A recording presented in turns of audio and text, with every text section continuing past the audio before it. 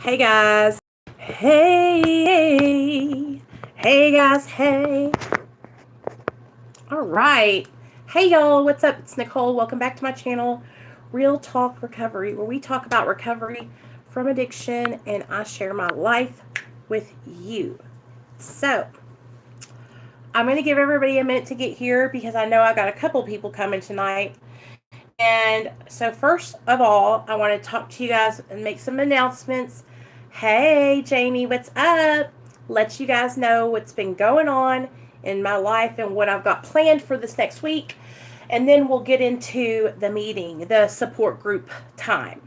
Hey, Lou. Hey, Krissy. So, I don't know if you guys know, but my friend Megan from the Addictionary podcast has a channel on YouTube where she uploads all her podcasts. And I don't know about you guys, but I love listening to podcasts. Hey Jill, what's up, girl? I love listening to podcasts when I'm at work and like sometimes when I go to bed. I'm so glad. I love you too. I just like listening to them to keep me on the right track. So like sometimes when I'm at work, I will listen to Megan and Bobby from the Addictionary. So I just want you guys to know to go check out their channel and their podcast on Podbean, on SoundCloud, on Apple Radio. It's all on there. So, and tomorrow night, our Patreon chat tomorrow is at 2 p.m. Central Standard Time. So, and I'm so excited, Krissy. So that's going to be awesome. So if you're on Patreon, you guys, if you're a patron, have your Hangouts downloaded so that way we can be on camera and we're going to have a women's meeting. So, but anyway, so I want you guys to check out Megan and Bobby. If you like listening to podcasts and you like just having the extra support, they're also on Instagram and Twitter under the Addictionary. But we did a show back in March on my birthday. Hey, Reaper Man. And it just came out yesterday. And I'm going to tell you guys straight up, every time I share my story, like the whole story in a one go like that, it is so emotional for me, you guys, because I'm just so grateful to have a second chance at life and to have my son and to have my family. And every time I get the chance to talk and share like that, I get so emotional and I just cry my eyes out. So I was listening with my husband last night and I was crying, listening to myself cry. But I wanted my mom and my sisters and Neil to hear because Megan, I just felt like I could talk to her like that, you know? We just opened, it was just a good podcast, and she is so accepting. And over there on the Addictionary, they support all pathways to recovery, and they talk about everything from medically assisted treatment to psychedelics, holistic health. I mean, it is such a good podcast. So if you guys haven't checked out Megan and Bobby at the Addictionary, you need to because you're missing out. Okay, next line of business. So, from now on, every Friday night at 8 p.m., we're going to do this MAT support group. Then, what we're going to start doing during the week, on Wednesday nights, I hope you guys can make it. On Wednesday nights, we're going to start doing big book studies. We're going to start all the way at the beginning of this book right here, and we're going to read chapter after chapter after chapter together. So, if you guys are interested in doing that with me, I would love to have you guys. That'll be on Wednesday nights at 7 or at 8 p.m. just like we do it.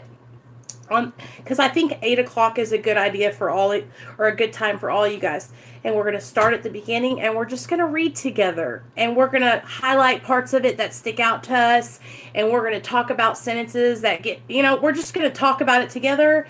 And because I love reading this book. And I want to help you guys. If you don't have the book or if you don't feel like you feel comfortable doing it, we can just read it together. So, yeah. So, okay. Now, now that that's over and done with, second line of business. If you haven't already, subscribe to my channel, give this video a thumbs up, stay with us because we accept all of you. Anybody who wants to come over, you're welcome here. No judgment. I don't care what you got to do to get sober. I don't care. And we're going to learn together, all right? All right, Reaper Man, I'm so glad you came by. Okay, so tonight this is what I want to talk about. And this is something that I struggle with every day, like personally. I want to talk about comparing ourselves to others. I want to talk about how it can be super unhealthy and detrimental to our sobriety when we compare ourselves to others, and how when we do that, we can be placing unrealistic expectations on ourselves. And the only reason I want to talk about this is because it's something that I'm struggling with at this moment in time. And I've been trying to think of different ways that I can work through that and share with you guys about how I'm trying to just learn to be okay with me. And so, I don't know if you guys know, but whenever you get put on medically assisted treatment, if you're on medically assisted treatment, I'm sure a lot of you are, because that's what this is. This is a support group for you guys. I know for me, when I got put on Suboxone, I felt so much guilt and so much shame. I felt shame because I felt shame because I felt like because I was getting on Suboxone that I wasn't doing it right. And right there, that was my first mistake. Did you know that there's no right way to get recovery? Did you know there's no perfect way to work a program or the program? I used to think that because I was not abstinent and doing it the way that I had driven into my head over and over and over again, that I was doing it wrong. And I'm a perfectionist, whether you guys believe it or not. I like to have things a certain way. Oh, you know what? I may not be a perfectionist. I'm a control freak. That's what it is. Control. And so when I made the decision to get put on Suboxone, at first I didn't tell anybody. Almost for the first year that I was sober, you guys, I didn't tell anyone. Mainly because I wasn't sharing my story until I had a year sober, but also because I was ashamed and I was embarrassed because of the stigma that surrounds medically assisted treatment. So earlier today, I was reading this article to you guys, and if you didn't get to hear it, it's an article that was written by a woman whose son died of an overdose that lives in my town. And her son was an opiate addict, and he was on medically assisted treatment. But when he got on Suboxone, he was told by his friends and family members and other people, other recovering addicts, that he wasn't sober, that he was just replacing one addiction for the other, that he was going to be on that medicine for the rest of his life. And these things might not seem like a big deal. Like, you're probably going, well, and that's not anyone's fault, right? I'm not blaming anybody that he overdosed, and I would never do that, right? But this is the thing. I think that when we are talking, you guys, it's so easy to say things and not realize how much they can affect other people. So when I first started on medically assisted treatment, those things would be said, right? And especially after the first year and I started sharing my story, people would say, well, that's not sober. You're not in recovery. Blah, blah, blah, blah, blah. All the things they say. And I would start thinking, well, maybe they're right. Okay? Because let's think. So I'm new in my recovery. I'm still new in my recovery, you guys, still to this day. And so when somebody says something negative like that, it makes me think, well, maybe they're right, What they say about Suboxone. Absolutely, especially when you're at such a vulnerable time in your life. So that's what I'm saying. So for us as other people who are in recovery, right? For us who are trying to help others, we have to be really mindful of what we say, guys, and how we say these things. Because I don't ever want anyone to feel uncomfortable or ashamed because because of their choice of pathway to recovery. So that's why when I come on here and I talk with you guys and you guys ask me, well, what's your opinion on kratom? What's your opinion on methadone? I'm going to tell you, like, I don't like sharing my opinions on those things because, one, I don't have any experience with kratom. I don't have a good experience with methadone. And I don't want to put that out there and discourage somebody from taking that step if that's the choice that they make to save their life.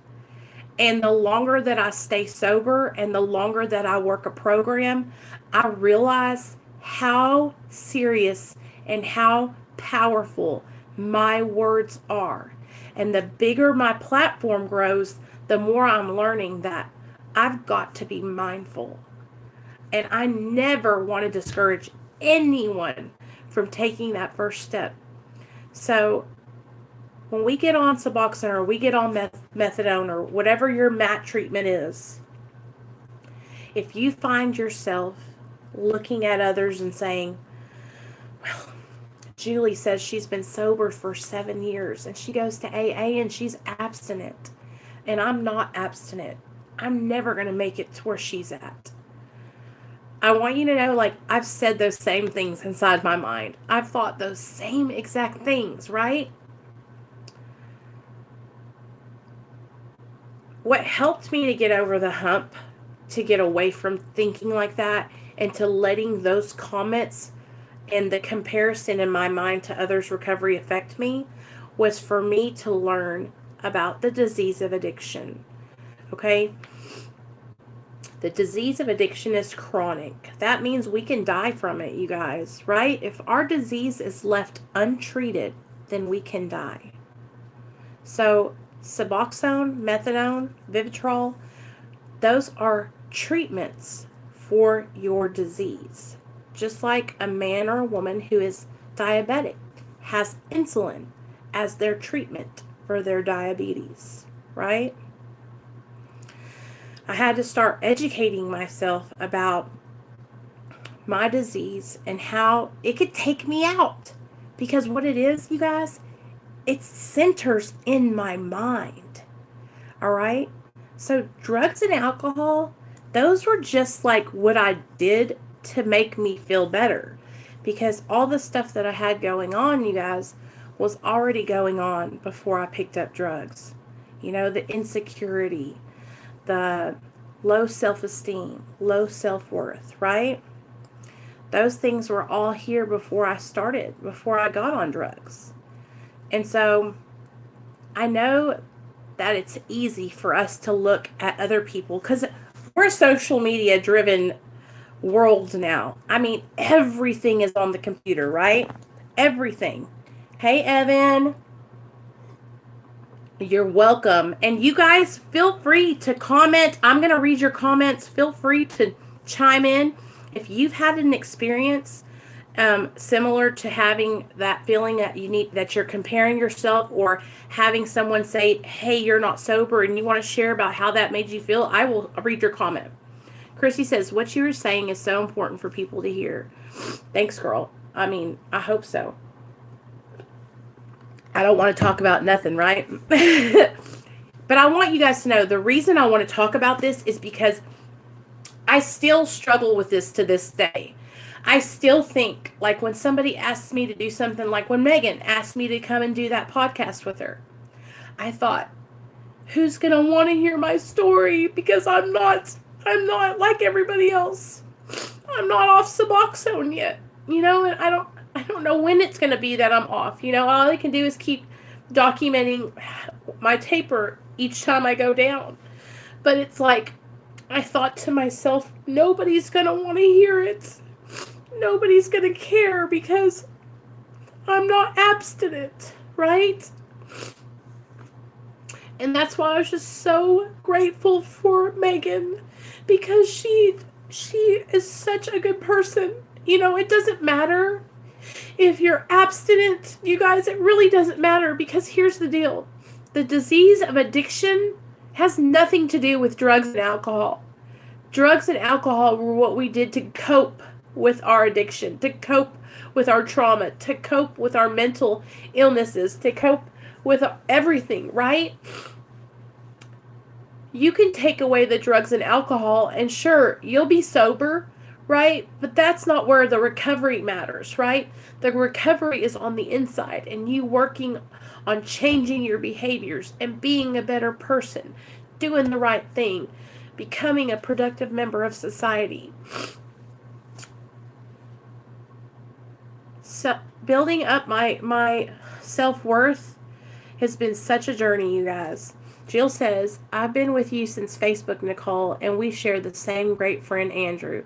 I love hearing your message. There is so much more to who you are and the wisdom you have than Suboxone. Thank you. Yes, it is, Lisa. What is Lisa saying? Your story is inspiring to so many. Thanks, girl.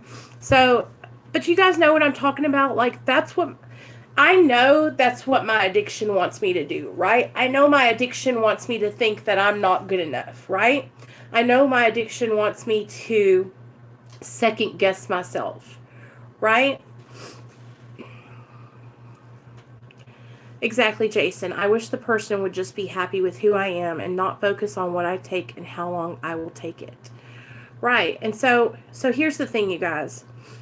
I always want you guys to know, like, everything that I share here on my channel is what I go through personally. So some days I'll find myself thinking, like, did I make the right choice? Am I going in the right direction? You know, am I doing the right thing? But I'm going to tell you guys, what I do is I reach out and I call on my higher power, and then he shows me. He shows me through you guys and through other situations that I'm moving in the right direction and that the decisions I'm making are the right decisions. Jill says, I was so afraid to tell my sponsor about Suboxone. It took me so long to find a good one, as you know, Nicole. Well, she has been in recovery a long time, and yeah, she didn't get it. Thank you for saying that, Jason. So, that's what happens, you guys. I don't ever want, and that's why I tell you guys, like, we've got to build a program, you guys, that's for people like us. We've got to make a program that's for people who are on Suboxone, methadone, Vivitrol, and with that in mind, that they're going to be on that for the rest of their life. A program that is non-judgmental, all-inclusive, and it's going to help you grow to be a person that you want to be, right? Because I mean, that's how I take the program of AA. I look at it as a program that is all-inclusive, never exclusive, and that's what it's supposed to be. But I think what happens is, just like in every situation, you have rogue people who go rogue, and they take things out of context, and they twist them to their narrative, right? So over here on my channel, like, this is about us working together to recover together, right? Carrie says, I beat myself up all the time because why? After 16 months of not being on them and doing so great, I went back on them. Well, you know what, Carrie? Because here's the thing. And I know somebody who got back on Suboxone after being off of it. And I think what happens is we put these expectations on ourselves. And I think that's what's happening with you, Carrie. I think you put this expectation on yourself, like, okay, I want to be to this point by this time, and if I'm not, then I'm going to be pissed, right? Putting expectations on ourselves that are unrealistic, or in early recovery, when you're putting those kind of expectations on yourself, what can happen is when you don't meet that requirement or that goal, then you fall back, you feel bad, you beat yourself up, right? And so if you cannot place those kind of expectations on yourself and just listen, just move forward. And this is what I try to do, you guys. I try to not place unrealistic expectations, not any expectations on myself whatsoever. You know why? Because every time I do that, I end up hurting myself. So instead, my goal is to day that I'm going to be off, that I have marked on the calendar that says, okay, by this day on this year, I'm going to be off Suboxone. Do you know what I'm planning? I plan that I will be off Suboxone when I feel comfortable jumping off, right? So however long it takes me to get down to the lowest point, and if I need to stay at that low milligram, 1 milligram, whatever it is, for a year more, I will stay there because I want to know in my heart of hearts that I feel comfortable getting all the way off. We have to remember, you guys, this is about harm reduction also. No, because there is no finish line. You're never going to be done, you guys. And that's why I don't understand. I know how to do a cartwheel. Good job. Come with me. Hold on, baby. I'm doing class, remember? Come over here. Come over here and do your class over here. Nate. That's why, listen, you guys, we can't set those finish lines because recovery is a journey. There's no there's no stopping point. Hey, Kelly, Nate, I'm gonna have to spank you if you don't stop. Can you just come with me and watch? Go do your cartwheel. Let me see it real fast. Hurry. Hold on, guys. Be careful, don't hurt yourself. Go. Good job.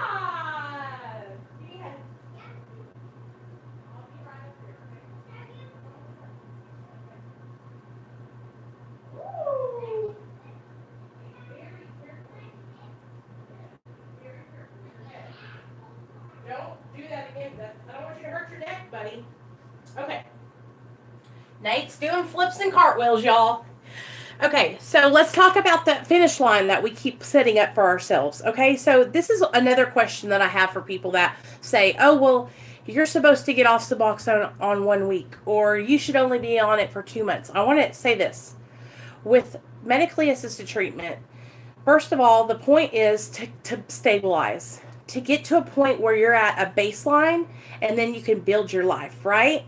Okay, so if we put a person on Suboxone and then we just yank them off of the medication after a week, and they haven't learned any new coping skills, they haven't processed any trauma, they haven't talked or addressed any of the mental illness, if they have any mental health problems, they haven't done anything. I mean, you haven't even fully detoxed when you get a year. When you got a week, right? He is like, when you taper Jilly, we can make it as long or shorter if you need to. I'm doing pretty well. Okay. So that's the thing. What we have to remember is that this is a journey we're on, right? This is going to be a journey, y'all. This is for the rest of our lives. Don't get overwhelmed. And I know for some of us in recovery, when we say, I have to stay sober for the rest of my life. What? That's crazy, right?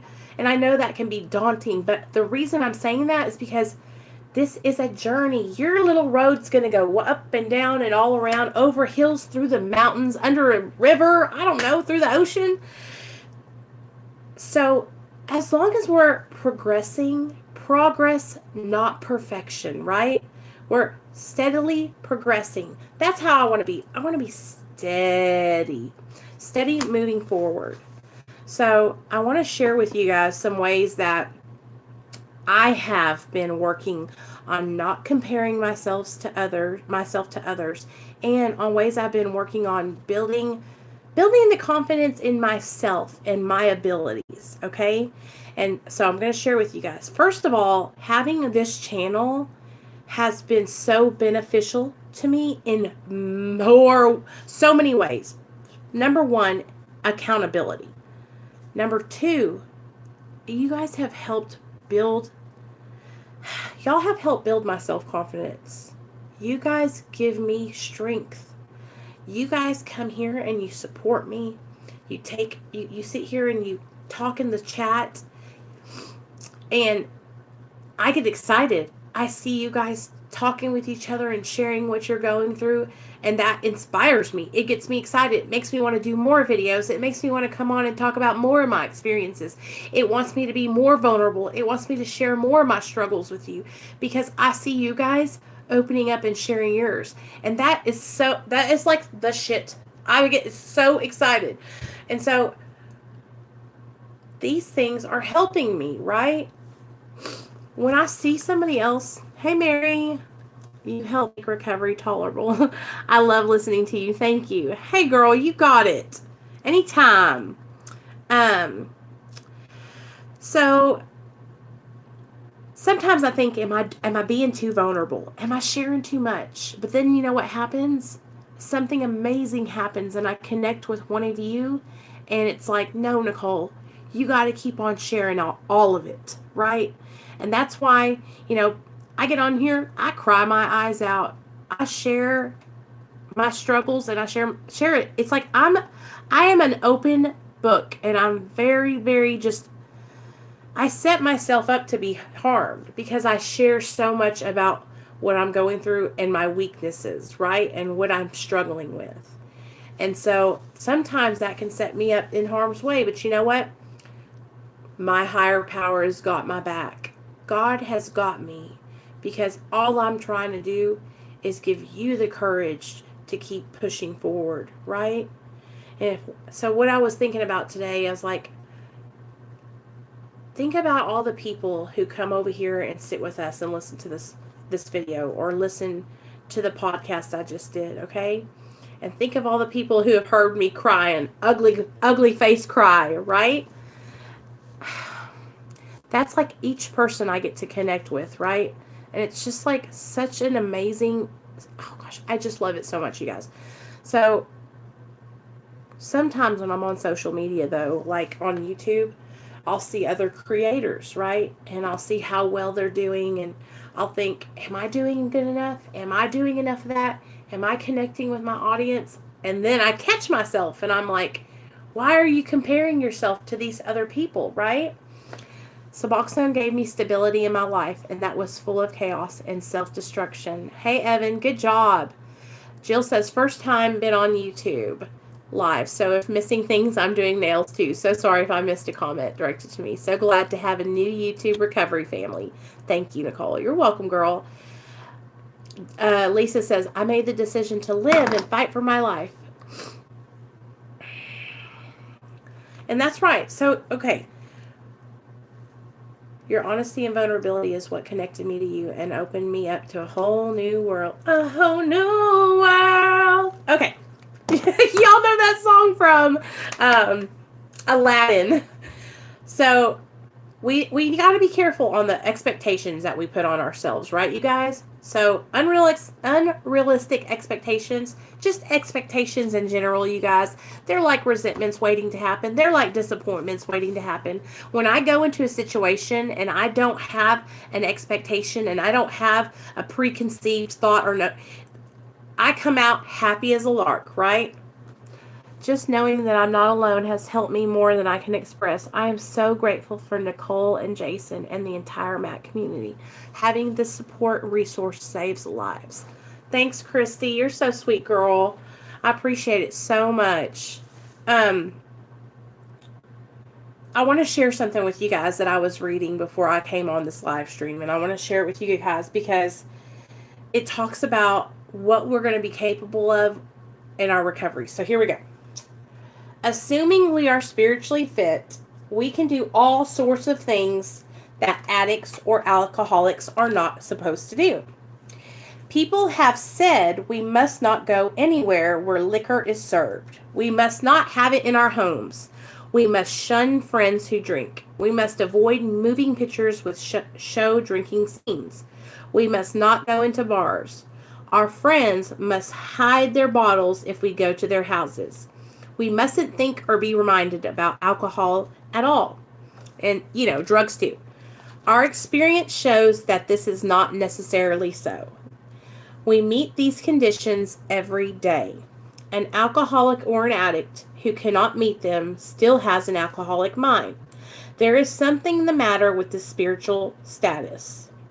His only chance for sobriety would be someplace like the Greenland ice cap, and even there, an Eskimo might turn up with a bottle of scotch and ruin everything. Ask any woman who has sent her husband to distant places on the theory he would escape the alcohol problem. So, what this is saying is that drugs or alcohol are going to be everywhere, you guys. You know, but when we start our recovery and we get sober and we start working and we start connecting with a power greater than ourselves, we start utilizing our sober support. You know, we start sharing and talking about our struggles, and we get that connection, spiritual and to our sober support, right? We're going to be capable of doing things that we normally wouldn't do in the beginning of our recovery. Like today, you guys, I can go to Don Juan's, the Mexican restaurant, and where they serve the margaritas and stuff, and I can sit there and have a good time and not even think about drinking or using, right? Because I am staying connected to my higher power and my sober support network, right? Would I say, hey guys, you got 2 weeks sober? Go on down to the bar and hang out with your friends who are drinking and using. Hell no, that's not what I'm saying. What I'm saying, though, is you're going to get to a point in your recovery where you're going to be able to enjoy yourself, and you're going to be able to go out and you're going to be able to have a good time, and you're not going to have to hide away from drugs and like, when I say drugs and alcohol, I mean alcohol, because hopefully we're not going around where people are shooting dope, right? You know what I'm saying? But we're human. Like, we're going to be able to do things. And like today, I can go out with my friends and I can go to a party. I can go to the movies and have a good time. And my mother-in-law can have wine and it doesn't bother me, right? And I feel, but that's because I'm staying connected spiritually to my higher power, you guys. And I just want to give you guys a little bit of confidence, so that way you'll know, like, it's not always going to be like hard, and you're not always going to be in a place where you're like, I can't have any fun. I can't do anything. But also, you're going to have to change your people, places, and things. You're going to have to start focusing on doing clean fun. Doing fun like new hobbies, you know, going out playing basketball, football, baseball, going to the fair, spending time with your family, going to the park. Like, these are activities that we can do in sobriety that are fun, right? Sober, clean, fun, you know? I remember when I first got into my recovery, I think it was like Christmas or something, because I got sober in July. And my father-in-law was still alive. And he was a drinker, you guys. He loved to drink that beer. I remember when me and Neil first started coming back around, like, to family functions, his mom was like, to Alan, like, put the alcohol away, hide the alcohol, you know? And everybody was so afraid to be around us because they were like, oh, we don't want to have the alcohol around them because we don't want to make Nicole and Neil want to use, you know? And but today it's not like that, and I feel like y'all saw it for Christmas. We went to Mom and Dad's house, and my mom and dad had that whole liquor thing set up in their living room with like all these bottles with like vodka and whiskey and all this stuff, and I'm just like, because that's not what's on my mind today, right? Now, don't get me wrong. If there was like bottles of like Xanax and Hydros and all this stuff, I don't know how it would make me feel. You know? I mean, if I'm in a good spot and I'm staying connected and I'm on point with my higher power and I'm talking to my sober support network, I think I'd be okay. But I don't want to test it. Do you know what I'm saying? I don't want to test it. So, and also, I think there's a difference between building confidence in our recovery and being cocky. Okay? I'm smart enough to know that I'm not going to go over to my friend's house that's getting high on meth still. Remember I told you guys the story about my friend who's been struggling? It depends on how I am feeling. I'm here. Hey, Layla. How are you doing with your medicine, girl? So, okay. Building confidence. I just want you guys to know that I want you to be confident and I want you to be happy in your recovery, but I want you to know your limits and know your boundaries, and I want you to protect your recovery. Protect yourself. It's easy to say, you know, oh, well, I'm going to be okay. I'm going to be okay. I'm just going to go out for a little bit, right? But we have got to protect our sobriety, you guys. And if we have people in our lives who don't respect our sobriety, then those people, they might not need to be in our lives anymore, you know? Today, I have people around me who support my recovery, who want to see me succeed, and they want me to be sober. You know, they want the Nicole who can put together a sentence and actually follow through with things. So here it says, so our rule is not to avoid a place where there is drinking or using, if we have a legitimate reason for being there. That includes bars, nightclubs, dance receptions, weddings, even plain ordinary parties. To a person who has had experience with an alcoholic, this may seem like tempting providence, but it isn't. You will note that we made an important qualification. Therefore, ask yourself on each occasion, have I any good social, business, or personal reason for going to this place? Do y'all hear that? So, if you have a wedding to go to and you've got 6 months sober, you don't have to miss the wedding, you guys. But what you need to do is you need to call your sober support network, and you need to be connected to your higher power, and you need to prepare yourself to go on to the firing lines, to be on the front lines at that wedding, because you know how people are at weddings. They like to drink, and who knows what else they're doing, right? Sorry, you guys. He said if I had to hold them for me, and then he just shows I am not. Oh, when I get depressed about being back on them and stressed about getting off of them, then I tend to overtake them. Hey, Carrie, I know how that goes. I've been there. So, Krissy has had the same issue, haven't you, Krissy? And we've all, I think some of us have struggled with that same thing. I know I did too, you guys. But I'm going to tell you now that I'm going to be so honest with you. I know that when I'm trying to take something to relieve the way I'm feeling, that's my old behavior. Okay? So Carrie, I want you to listen. Okay. So stress. Okay? Stress or depression, I hear you say that's what you struggle with, and that's why you reach for them, right? Hey, Sonia. How do people on MAT deal with unsupportive partners? Okay. So your partner don't want you to be on Suboxone. I have a girl that I was actually been helping for a little while. She couldn't tell her husband because if she told him she was on Suboxone, you know, he was going to leave her, right? First of all, if you have someone that doesn't support you, for being on medically assisted treatment, I want you to invite them over here to sit with us on my channel. Okay? Here's the thing with being on medically assisted treatment. What you're doing is you're on a medicine so that way you can stabilize and build your life, and you can learn new coping skills. So if you're reaching for Suboxone because you're stressed or you are having depression, that takes to target that and get that taken care of. 2, you need to take some things out of your life that are stressing you out.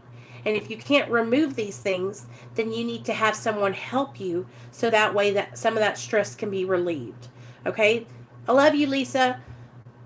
These are things that we have to start learning to address and work on, you guys, while we're on medically assisted treatment.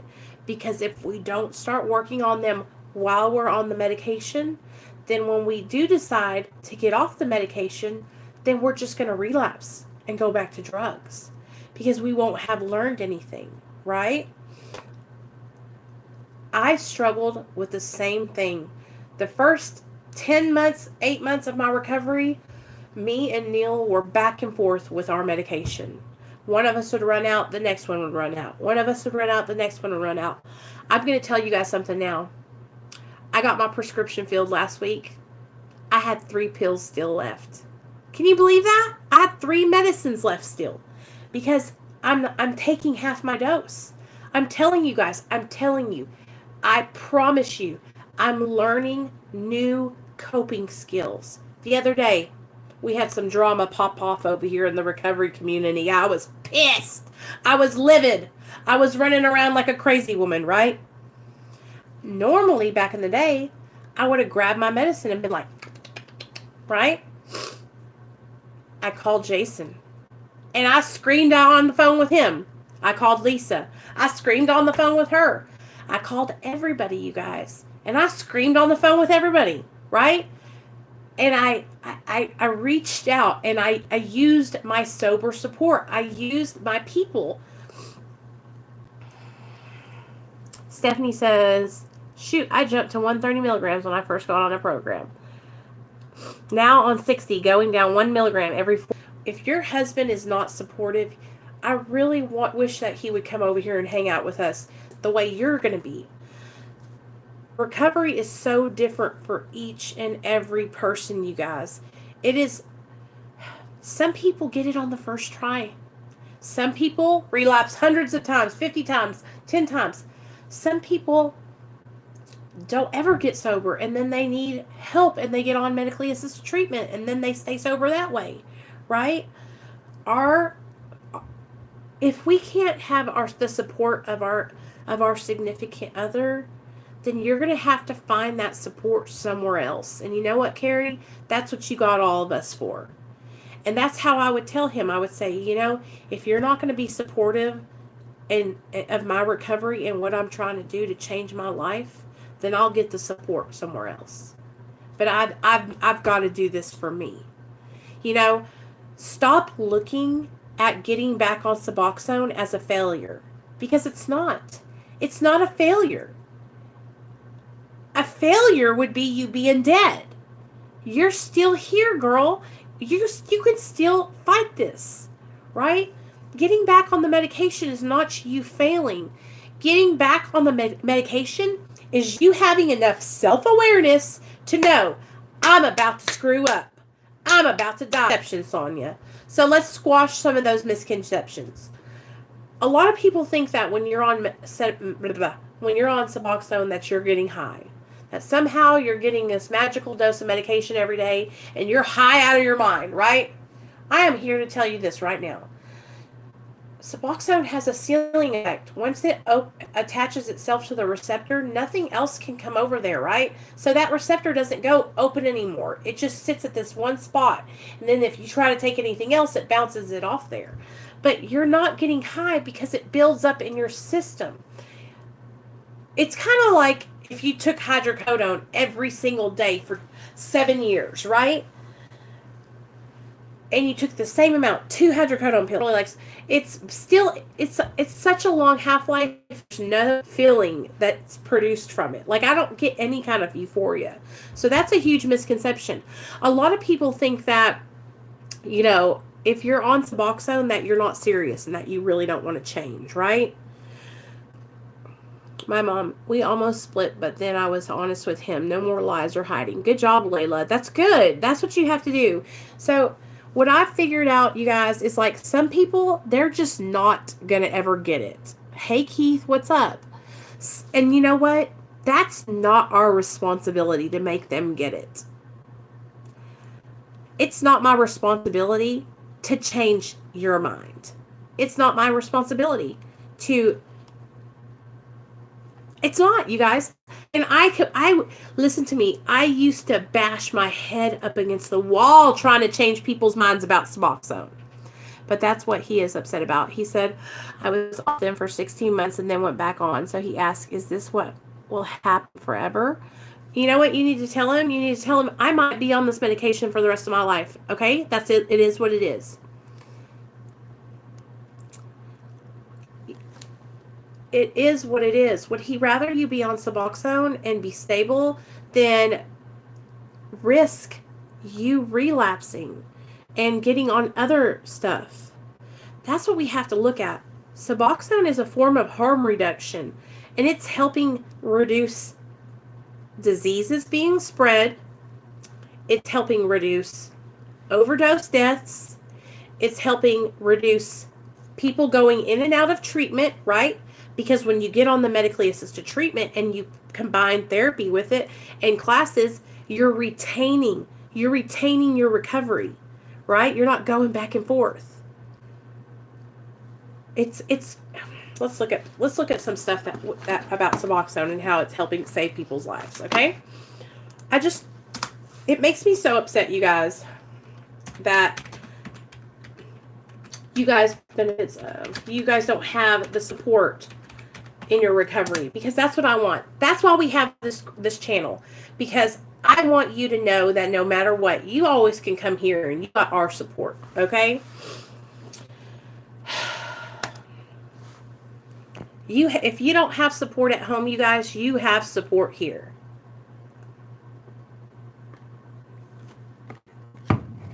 So, let's listen to this. Okay. If you think, okay.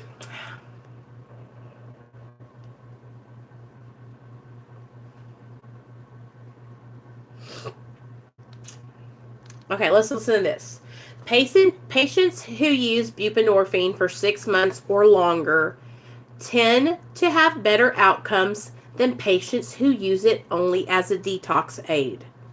While abstinence after detoxification is thought to have a relapse rate that can broach 90%, 60 to 90% of patients undergoing buprenorphine maintenance for a year or longer will remain in treatment. The same study even found that those patients who remained in treatment also had better measures of overall health, such as increased social function and lower viral load in HIV positive patients. Well, abstinence, okay, so that means, 90% of people who are on abstinent relapse. 60 to 90% of patients that stay on buprenorphine for a year or longer stay sober, remain in treatment, Virtually all of the studies measuring the effectiveness of buprenorphine for long-term use mention a need for additional psychosocial interventions. So that means you need to be having some kind of groups, some kind of classes. Addiction is considered a chronic relapsing brain disease. Those who challenge that definition still recognize that it is at least a psychological condition. Addiction likely has a genetic component, and it definitely causes changes in the brain. But environmental factors also play their part. At the very least, an opioid addiction will never be triggered in a body that has never been introduced to opiates. So, somebody who's never taken opiates isn't going to be triggered to take opiates. The trigger comes from someone who has had opiates in their body before. That's what a craving is. Okay. We also know that trauma and mental illness may play a role. For example, post-traumatic stress disorder is thought to be 3 times higher in patients with substance use disorder than the general population. This means that while medication-assisted therapy can help with the biological component of addiction, psychological interventions are also important. Now listen to this. Buprenorphine for post-traumatic stress disorder. Not a whole lot is known about the applications of buprenorphine for the treatment of PTSD, mostly because it has not been studied long enough. Trauma therapists will tell you that if you have PTSD and are not addicted to opioids, you should not look to buprenorphine to manage your symptoms. That's because, so if you've never been on opiates, don't try to get on Suboxone. There's no reason to do that. But they're saying that a small study on veterans with co-occurring PTSD and opioid dependency found that buprenorphine helped ease some symptoms of both disorders. So they're finding that with veterans who were opioid addicts and had PTSD that are on buprenorphine, that the buprenorphine is helping them with their PTSD. In my experience, buprenorphine has helped with both my post-traumatic stress disorder and my opioid addiction. PTSD compounds opioid addiction. It's well known among the medical community that patients with co-occurring PTSD and SUD have worse outcomes. For me, detoxing came with an added component of hopelessness because I knew that even if I beat my heroin addiction, I would still have all the trauma to deal with. let me see this. I'm going to read you. So this is Work It Health. Okay, that's where we're at. Okay, so let's read some more. The misuse potential of buprenorphine. Okay, so we will have to talk about that, Jason. Okay, this is about the misuse potential. So let's hear about it, because this is what a lot of people think about, okay? Buprenorphine has some potential for misuse. Buprenorphine does offer the possibility of getting high when not combined with naloxone. Did you hear that? So buprenorphine without naloxone, you can abuse it. But with naloxone, which is not a bioavailable when ingested orally, but becomes activated if a user attempts to inject the drug. So if somebody tries to inject Subutex, then they might be able to get high from it, but not Suboxone, because it has naloxone. When I was still in my active addiction, I injected buprenorphine tablets occasionally. This is what I'm reading. My partner and I used to say it was better than nothing. He says, the high was pretty dreary, but because we were addicted not just to euphoria, but also to the ritual of injecting the drug, we felt it was worth it when we couldn't get anything else. So, he's saying that they weren't getting a high from it, but because they didn't have anything else, they would inject to do the ritual. So, for this reason, most addiction specialists will recommend that buprenorphine only be prescribed if it's in conjunction with the naloxone, so Suboxone. Naloxone is also the drug found in Narcan, which is used to reduce overdoses. When added to buprenorphine, it prevents misuse by making it impossible to inject the drug. Essentially, the naloxone cancels out the buprenorphine.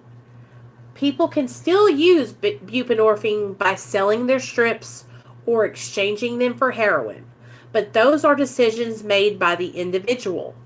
People who are committed to their recovery will use their buprenorphine correctly. Relapse may still happen. It's often a part of recovery.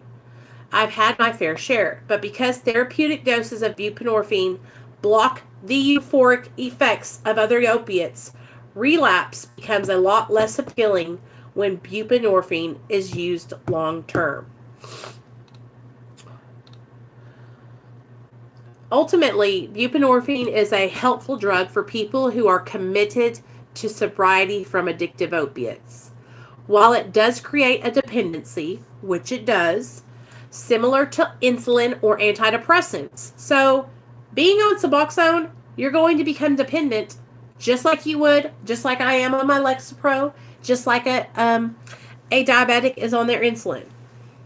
It helps users move away from the addictive behaviors and rebuild their lives. Patients who use buprenorphine long term tend to have better outcomes than patients who simply use it to detox. That doesn't mean it has to be lifelong, but it can be. If you eventually decide to taper, a gradual decrease that is supervised by your doctor will give your brain a better chance to heal and leave you with fewer withdrawal symptoms. Hey, that was a good one.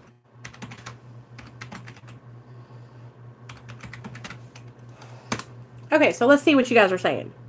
Thanks, I promise I'm going to bring it up to him. I'm sorry to hear that, Jason. Scared of needles, but I'm started watching those. Ooh. Okay.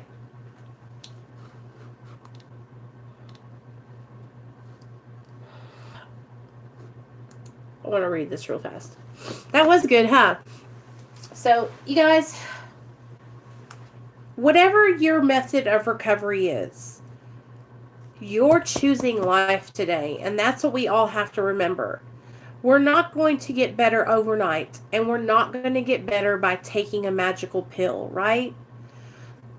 We can be on medication-assisted therapy, you guys, but we have to be committed to recovery. We have to be committed to changing our behaviors.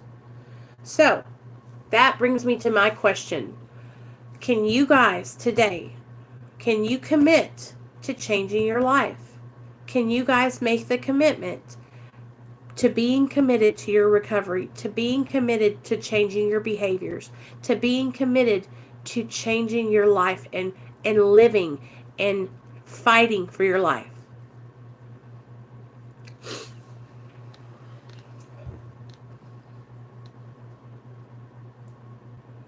Okay, so this one woman says, listen to this, you guys. Completely committed. Jill says committed. Jason says commitment approved. If you have addiction, it's important to be in treatment during pregnancy and to have an addiction medicine physician as part of your pregnancy team. So this lady asked about being on Suboxone while she was pregnant. Nicole, I was saying that those of us who have a tendency to take more bupe or subs would benefit from therapy or meetings or support groups to get to the bottom of those addictive behaviors. Absolutely, you guys. And it's really important too. That's why I'm telling you guys, like, you can be here with us, but you need one-on-one attention. Hey, Deb. I want to read this to you guys. So this is what the doctor says. Dr. Howard Westman, MD. He says, that's a great question, and the answer is evolving. The gold standard treatment for opioid-dependent women who become pregnant was methadone maintenance. This was primarily to avoid the intrauterine withdrawal for the fetus necessary to start buprenorphine. Recently, the maternal opioid treatment human experimental research study showed that it is quite possible to treat pregnant women with buprenorphine.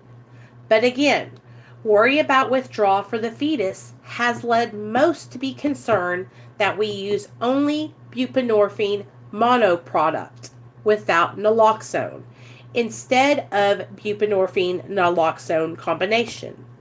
There is a tension between wanting to not hurt the fetus, so avoiding even the remotest possibility of withdrawal and thwarting diversion so as to help more people getting treated by knocking down societal barriers to treatment.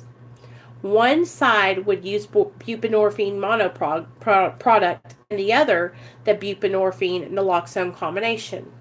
The current official recommendation is to use the monoproduct, but more and more recent studies have shown that the danger of using buprenorphine naloxone is not as great as we thought. The bottom line is that each case is different, with different risks and different considerations. If you have addiction, it's important to be in treatment during pregnancy and to have an addiction medicine physician as part of your pregnancy team. You and the team can come up with an approach tailored to your particular case. So, what they're saying now is that they're finding out through studies that buprenorphine and naloxone isn't as dangerous as they thought. So you can use that or Subutex. So that's good to know. But it used to be, the gold standard used to be methadone, you know. But I think what they're finding out now is that it's safer to use the Suboxone. So anyways, if you're pregnant, you guys, and you're struggling with the disease of addiction, hold on, I got to take my bra off, y'all. I got to let these girls loose. Sorry about that. Okay. I was like, ugh. If you are pregnant and you are in active addiction, there's no shame. If you need help and you need resources, please reach out to me. I will help you. I will not judge you. Okay? I was in active addiction while I was pregnant with my son. And I am so grateful to God that my boy is okay. Okay? I think about it every day how I could have hurt my baby. But thank God he was delivered and he was safe. I want you to reach out to me. If you are on Suboxone or Subutex and you're pregnant, I am always going to be here to talk to you. I am so glad that you made the right decision and that you are choosing life, and you don't ever be ashamed. Ever. Ever. Because you are getting the help that you need for you and your baby to be safe. I've been there. I know. I wish I had got out of my own way and gotten help, because I risked losing my son. But I can't go back. So,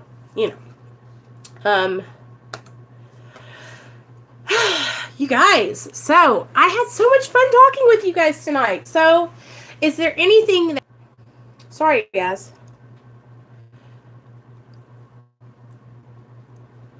Right. You guys, listen to you are like me, you guys, and you are just getting sober and you need support.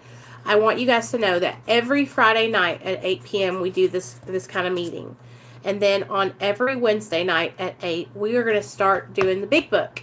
So this coming up Wednesday, you guys, doctor's opinion. Yeah, the doctor's opinion.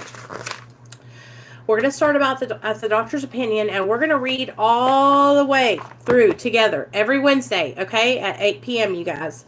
So I want to see your faces here. We're going to learn together. We're going to read together. We're going to have some fun. We're going to kiki. It's going to be a good time. Don't be shy. Come on, hang out. It's all good. If you need a big book, you can go to alcoholicsanonymous.com and order you a big book. I think they're like $10. I think they're like $10. Yay, Stephanie. Thanks, girl. You guys, anytime, like, invite your friends over. If you have friends that are on Suboxone, tell them about this. Tell them about the channel over on, and tell them to come over on Fridays. I mean, I talk about medically assisted treatment a lot because I'm on medically assisted treatment right now, you guys. So, you know what I'm saying? Like, sadly, didn't learn it. So, YouTube had a support community. Yeah, I know, right? But I share just like when I'm going through, and I try to share with you guys, like, just how I'm feeling. I'm really, really, really trying to work on just being more focused when I do my videos with you guys, and focusing on one topic, you guys. I just get scatterbrained sometimes, but I really try to just bring you as much information as I can and share. It's like, y'all, I know what it's like when I first started trying to get sober, I would hear people sharing about their recovery and how they got sober. And it was like I couldn't even understand what they were saying. It was like they were speaking Chinese, you guys, because it was just so foreign to me. The fact that they were happy and that they were living their lives and they were working jobs and they weren't having to take drugs to function. I didn't understand that concept because I had practiced taking drugs to function for so many years. So I was lost. I didn't know where to begin. I didn't know how to start for the longest time. So when I come on here, like, if you're in active addiction, you come and hang out with us. You sit around, you just listen, and when you feel like getting sober, you call me. You reach out to me, you message me, email me, you type it on the computer, and I'll help you. I'll help you find help. If you guys are interested, I have a Patreon. It's $5, $10, and $25. And tomorrow, me and the girls, because, you know, I'm a girl. So if any of you girls want to join my Patreon, you know you can anytime. There's a link over in my community tab and all that good stuff. But I want you guys to know that you're always going to have me. I'm always going to be here uploading for you, and we're always going to do these groups. And I'm going to talk about what's happening in my life. I'm going to talk to you guys about how I'm kicking addiction's ass, okay? And we're going to kick addiction's ass together, because that's what this thing is all about, is helping each other. You guys inspire me so much to be a better person. Y'all just don't understand. I appreciate the fuck out of you guys. If it wasn't for you guys, I wouldn't. Thank you. Thank you, guys. Thank you so much. Check out all the links I have in my description box. There is a MAT support community in Ohio. I linked it in the description box. There's Megan and Bobby's podcast, The Addictionary. There's Andrew Hager Live. I linked Andrew. There is... I linked a bunch of different places, you guys, in my description box for you guys if you ever need support. And for you guys, there's also men in the description box if you guys want to reach out to a guy. I don't mind if you guys email me, but I just want you to know, like, I'm most likely going to find you a guy that can really, really help you, you know, but I'll help you get started. So don't trip. So anyways, I love you guys. I hope you enjoyed tonight's meeting. And I'll see you guys in the morning for our morning meditation. It's Saturday, so we'll probably do it at 10:30 a.m. Central Standard Time. He does. Jill, is he working for Boca now? Anyway, I linked him. So I love Andrew to death. And I haven't been on Facebook because I totally left Facebook, but I miss everybody over there. So tell everybody I said hi, Jill, and let them know if they want to come over. If anybody's on Suboxone and they need support, tell them to come over here to the channel, okay? All right, you guys, I love y'all, and I'll see y'all in the morning at 10:30 a.m. Bethany, how are you doing, girl? Are you okay? I don't know if she's still here. Christy, thank you so much for the $20, girl. You're so sweet. You did not even have to do that. But you know what? Girl, you know it's going to go. You're alive. Okay, girl. I'm just making sure. You know it's going to go to a good cause. Just so you guys know, if you do super chats like that, I'm just putting it all into a little fund for a GoPro kind of like camera thing that I can record better videos with. I was about to say gooder videos, y'all. Can you believe that? Better videos. So I hope you guys enjoyed tonight's topic. If you have some, text message me, please. Your suggestions, I need them. I'll take them. We'll talk about it. Y'all don't understand. I've been through every damn situation there is to go through, and if I haven't been through that situation, baby, I will find somebody that has. So, if you have stuff that you want to talk about, message me, okay? All right, y'all.